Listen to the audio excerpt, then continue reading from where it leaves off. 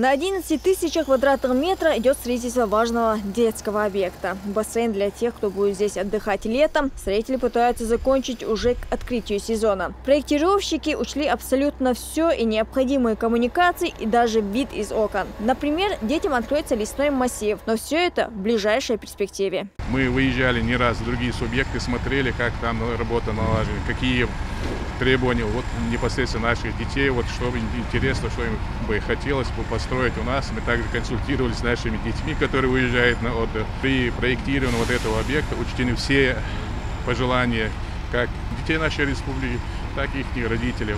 Детский оздоровительный лагерь на базе реабилитационного центра для несовершеннолетних в столице Шилковская пока будет принимать детей нашей республики. В планах, конечно же, построить не один такой лагерь. Раньше чеченским детям приходилось выезжать на отдых в другие регионы. Сегодня власти решили и эту проблему. Уже построен корпус на 220 мест. Здесь созданы все необходимые условия – столовая, спортзал и детские спальни. Цветовая гамма говорит сама за себя. Я считаю, что очень важно строительство бассейна, дополнительного корпуса.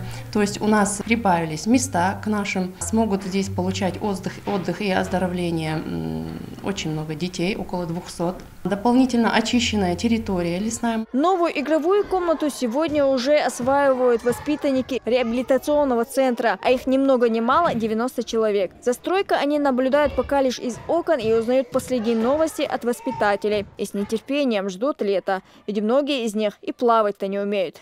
Я мечтаю плавать на бассейне, и мне будет приятно плавать. Рядом с вашим зданием что строится? Бассейн. А что ты будешь делать в бассейне? Плавать. А ты любишь плавать? Да, чтобы был сильным.